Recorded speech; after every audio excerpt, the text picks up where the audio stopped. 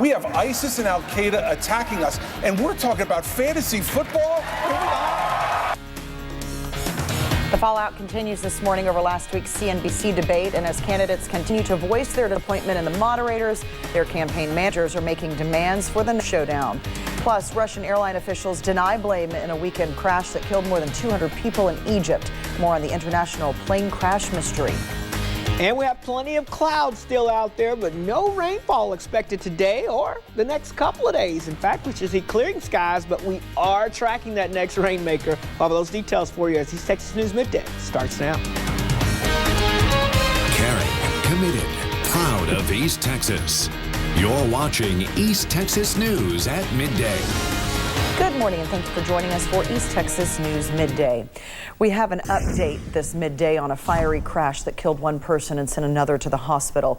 It happened around 10 o'clock last night south of Texarkana on Highway 59 near the Sulphur River. Bowie County deputies say it appears that a pickup driver, 41-year-old Billy Howard of Texarkana, pulled in front of an 18-wheeler. Howard was taken to an area hospital. 52-year-old Robert Clemson of Atlanta, Texas, was driving that semi-truck and died at the scene. Witnesses reported multiple explosions. The tanker truck was believed to be carrying some type of fuel. When we come around the curve right there, we seen it light up. I mean, it had this whole side lit up. The crash remains under investigation. The area is under heavy construction. Deputies say that there have been at least 4 crashes in that area since Thursday, October the 29th, and they are recommending that drivers use extreme caution in that area. Today, authorities are still investigating a fire at a Smith County apartment complex. The fire started shortly before 1 o'clock in the morning on Sunday at Scenic Hills Apartments on South Industrial Drive in Lindale. Some lost everything and can no longer live in their apartments. One person was hurt and was treated for broken bones. Saw the lady coming down the sidewalk crawling. She had jumped out of the window. I got right on the phone with 911, let them know what was going on and everything, and I helped everybody else get out by yelling their names and fire. 26-year-old Tiffany Collins is now charged with arson. She is being held on a $750,000 bond. New questions in the international plane crash mystery that killed hundreds of people this weekend. Today, the airline is saying it is not at fault, leaving questions about a possible bomb. ABC's Elizabeth Herr is in New York with the latest. A growing mystery in the Egyptian desert as investigators sift through miles of plane crash debris trying to figure out what brought down a commercial jet midair. Metrojet officials insist only an external influence could cause this kind of crash, but aviation officials say it's too early to know. There are a couple things we can look at. We could say perhaps it was a bomb that made the airplane come apart, or perhaps it was some unknown structural failure where the airplane just came apart. But right now we don't have any evidence that points us one way or the other. The flight left the resort city of Sharm el-Sheikh early Saturday morning without any issues. Families posting photos like this as they boarded to go home. Over the next 20 minutes, the plane rose to 31,000 feet, but then data shows it climbed and descended several times, slowing to just 71 miles an hour before losing contact. Out in the desert, investigators found the flight recorders quickly, but they may not hold the answers. This airplane came apart instantaneously, so there may not be any data that would be appropriate or would show us what really happened on those black boxes. And the real answers will be there on what the wreckage shows us. Thousands of miles away, a plane arrived in St. Petersburg this morning carrying 140 bodies. Grief-stricken families must now go to the morgue to identify their loved ones. U.S. intelligence officials say right now there is no direct evidence of terrorism, but they are not ruling it out just yet. But for the time being, several major airliners are rerouting their planes around the region as a precaution. Elizabeth Herr, ABC News, New York. Also, the widow of one of the co-pilots told Russian TV her husband had complained about the plane's technical condition. Today, one Russian airline official acknowledged that the plane's tail had been damaged back in 2001, but said that it was repaired long ago. Today, classes will resume at Winston-Salem State University in North Carolina after a weekend shooting that left one student dead and another hurt. The gunman is still on the loose today, and police have not named any suspects or a possible motive. The shooting happened during the school's homecoming weekend. Instead of celebrating, students gathered last night for a candlelight vigil. Well, Republicans running for president are teaming up to try and change upcoming debates. The candidates, angry at questioners and party organizers, are demanding change after last week's widely criticized debate. ABC's Carolyn Costello has the story on the candidates. The crowded pool of Republican presidential candidates has found something they can agree on, a list of demands for upcoming debate hosts. The candidates calling for change after last week's highly criticized debate moderated by CNBC, which prompted responses like this. We have ISIS and Al-Qaeda attacking us, and we're talking about fantasy football? Can we stop? Is this a comic book version of a presidential campaign? It's not a comic book, and it's not a very nicely asked question. Even in New Jersey, what you're doing is called rude. A Sunday night meeting of representatives from nearly all of the Republican candidates did not include the Republican National Committee. But today, Republican Party Chair Reince Priebus says the candidates have the party support. What happened at the CNBC debate was a debacle. The ability to sanction or desanction a debate is with the RNC. Some of the candidates have already indicated what they want changed. We should have moderators who are interested in disseminating the information about the candidates as opposed to, gotcha. If you have never voted in a Republican primary in your life, you don't get to moderate a Republican primary debate. And some changes agreed to in that closed-door meeting include largely bypassing the RNC and coordinating with network hosts, an equal number of questions for all of the candidates, as well as mandatory opening and closing statements. An official list will be outlined in a letter to debate hosts in the coming days. Carolyn Costello, ABC News, New York. Immigration reform will have to wait until at least 2017 when President Obama leaves office. That's according to a newly minted House Speaker Paul Ryan, who says that he won't work with President Obama because of the president's executive order to shield millions of illegal immigrants from deportation. Ryan believes President Obama, quote, can't be trusted on the issue. Well, it's starting to warm up across East Texas. Let's check in now with meteorologist Cedric Haynes for a look at our afternoon forecast. Cedric. Yes, Jennifer, we are starting to see those temperatures climb. We've also got some clouds, but starting to see some breaks in the clouds. Should see more of that as we go into the afternoon hours as our temperatures begin to climb into the low to mid 70s this afternoon with some peaks of sunshine. Overall, things get better before they get worse again. That's right. In fact, we're talking about low rain chances the next few days, but they ramp up with our next system. We'll have more details on that in just a moment. But first, here's your Grant and Planner Weather Net site at Atlanta, 67 nice degrees. More on the rain chances right after this. Storm Tracker Weather is sponsored by Brian Lawn Car and Associates. Your forecast for success. Well, happy Monday, East Texas. Outside, we still have plenty of clouds streaming across the area, but notice we're starting to see some breaks in the clouds. As expected, that sunshine beginning to try to peek its way on through these clouds, and that'll help warm our temperatures up a little bit more. Very comfortable out there at this time, 67 degrees with dew points in the lower 60s. Still lots of humidity in place, though, 81%. It was higher this morning. That's why we had all that patchy, dense fog out there, but thankfully, that's kind of lifted now for most of the area, and we're starting to see some sunshine work its way through, and that will provide for some improving conditions as we go throughout the morning. 64 in Mineola, 64 Henderson, 65 right now in Jacksonville, 64 Crockett, and 65 degrees in Lufkin. Again, most of us dealing with mostly cloudy, if not still cloudy skies out there. Now, here's a look at the visible satellite picture. You can see where some of these breaks are trying to work their way in. Again, they're scattered in nature. This should expand a little bit more as we go throughout the afternoon hours, as the culprit for all these low clouds, that upper low that brought us all that rainfall on our Sunday, beginning to shift far off to the east now over Mississippi, heading into Alabama, and that's moving away from us.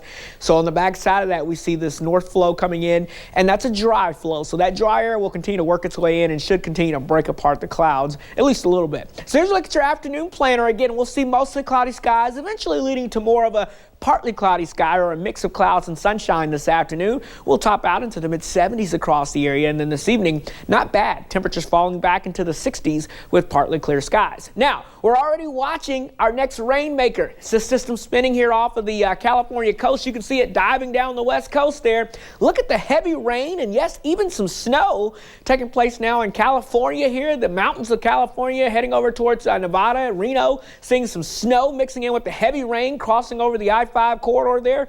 A soaker. Got a lot of moisture with it, and you know where that's headed, right into East Texas, of course. So that's our next rainmaker, this low pressure. This will take the dip in the jet stream with some cooler air. That's why you're seeing the snow in the mountains, and that moves our way as well as we head into the upcoming weekend.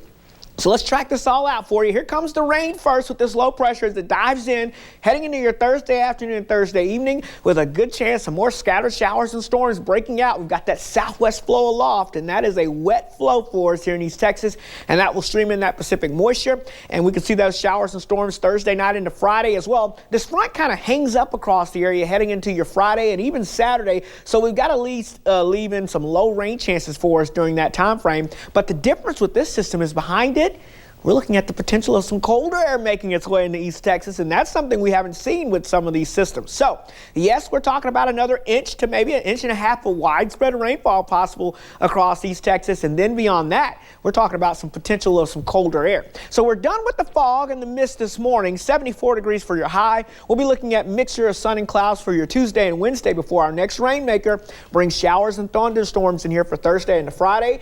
And then much colder for the weekend. Highs only in the lower 60s, lows in the 30s and 40s by Sunday and Monday morning. Oh, wow. Hey, it is fall. Time to get those sweaters out. That's right. Thanks so much, Cedric. We'll be right back. New veterinary data reveals that dogs over the age of 10 are at an increased risk of developing cancer. And while it could surface at any time, there are things that pet owners can do. Our Alex Ositis spoke with a local pet owner about the process her dog went through. You're there for months and months on end, they eventually can become cancerous. Phillips adds most vet clinics in East Texas are able to do at least minimal chemotherapy, saving families with pets traveling time to bigger cities.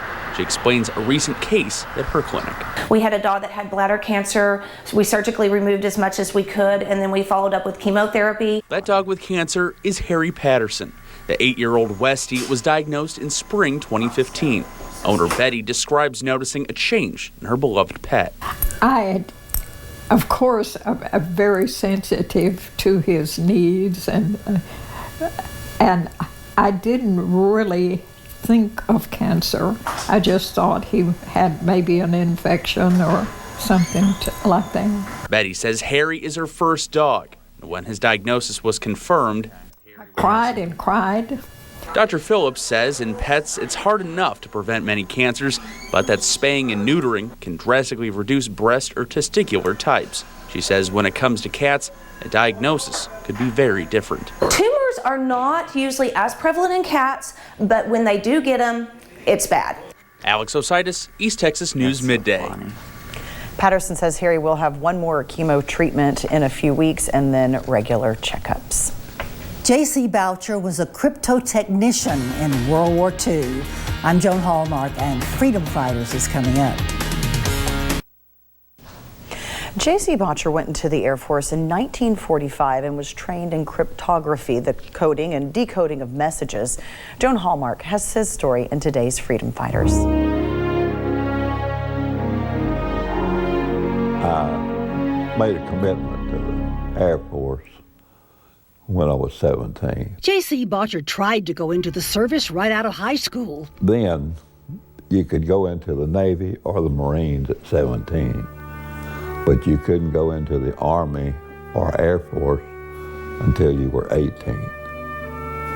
So I made a commitment when I was 17, and they called me up when I was 18. Boucher was assigned to the Army Airwaves Communication System and trained in cryptology as a crypto technician whose duty was to code and decode messages. He was sent to Munich, Germany, where the war had just ended, although it was still raging in the South Pacific.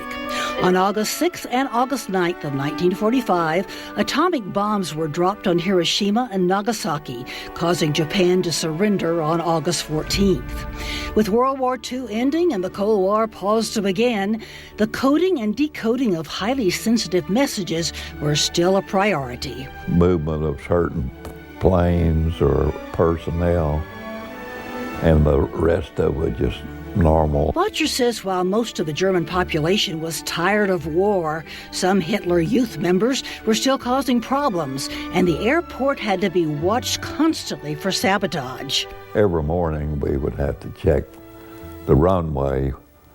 They use dirt runways over there. And when the Americans came in, they put down a metal, those big corrugated metal runways, and they're perforated. And we'd have to check every morning bright and early, because sometimes they would take old little stobs like that and sharpen them and stick them in those runway, in those holes, and try to do a little sabotage. After a year in Munich, Botcher returned to the U.S. and resumed his life in education. He was a member of the Floyd Wagstaff first post-war championship basketball team at Tyler Junior College, and would later become an icon to fishermen after developing the popular lures, the hot spot and rattle trap. And yet, J.C. Botcher says today that his time in the Air Force was one of the most important times in his life. Well, I'd do it again tomorrow. In Bullard for Freedom Fighters, Joan Hallmark, East Texas News, Midday. If you or someone you know served our country in combat, we'd love to hear from you. Just send your information to Freedom Fighters, 105 West Ferguson, Tyler, Texas, 75702. When we come back, we'll have another look at your Monday forecast. Plus, we'll tell you who took the top spots at the box office this past weekend. That and much more next in our Showbiz Wrap. Joe Terrell, weekdays on KLTV 7 News.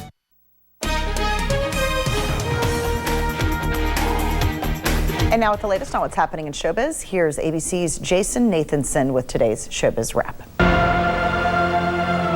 All of it. Harrison Ford can't wait to see the new Star Wars film. That's right, even Han Solo hasn't seen the final cut of Star Wars Episode 7, The Force Awakens. I saw a bunch of stuff, but I haven't seen the movie all together in all its glory with music and all of the effects in it. They're real. Frantic fans are counting the minutes until The Force Awakens for all of us on December 8th. Congratulations. Is Hunger Games star Jennifer Lawrence starved for affection? She was all hugs and kisses with co-stars Josh Hutcherson and Liam Hemsworth as they left impressions of their hands and feet in the wet cement at the TCL Chinese Theater in Hollywood. I love you both so much. You guys are my best. Reese Witherspoon added to her honors with the American Cinematheque Award. Presented for mid-career achievement, the star of Legally Blonde and Wild accepted the prize from previous winner Matthew McConaughey.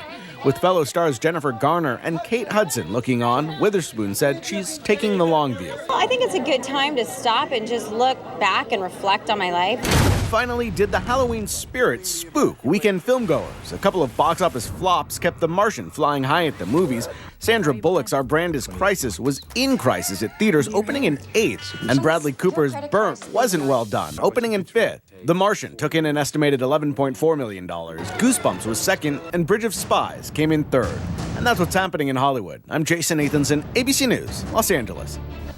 And Cedric's back with one last look at our forecast. All right, yeah, we're talking about the clouds out there now, but some sunshine peeking through. Let's go outside and show you what we're talking about. You can see temperatures upper 60s right now. We're starting to lose that moisture, so you can see some of those breaks trying to spread into East Texas, but it's going to be a struggle, but I think we'll see a few peaks of sunshine by the end of the day, at least for most areas. Dry air continues to work its way in behind that low pressure. That should take most of the clouds with it, allowing for a few peaks of sunshine as we climb into the mid-70s for highs. Now, your 7-day, we get a few breaks from the rain for Tuesday and Wednesday, but more rain Thursday and Friday.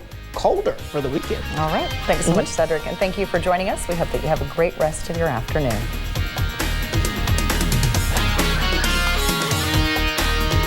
Let the news follow you. From exclusive web content to text and email alerts, get your news wherever you are. From news and weather to high school football or even great cooking recipes, download our family of apps today.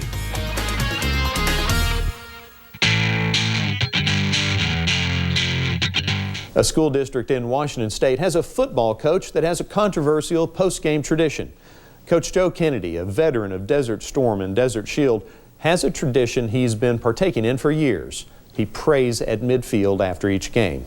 Now some football players started joining him voluntarily in the center of the field, and the practice caught the eyes of the school district, which sent a letter to the coach asking him to end the prayer tradition or face termination.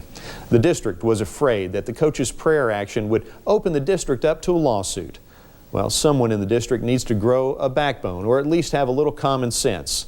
The fear of a fight or the fear of offending has wiped our schools clean of any acknowledgement of a creator. We've neutered school leaders and teachers and administrators to the point that schools are void of character and moral training, let alone any spiritual guidance. And it's showing up in our children's behavior and development. The action of a coach praying at midfield after a game is not hurting anyone. Anyone can choose to join that action, and anyone can choose to ignore it and walk away. It's that simple.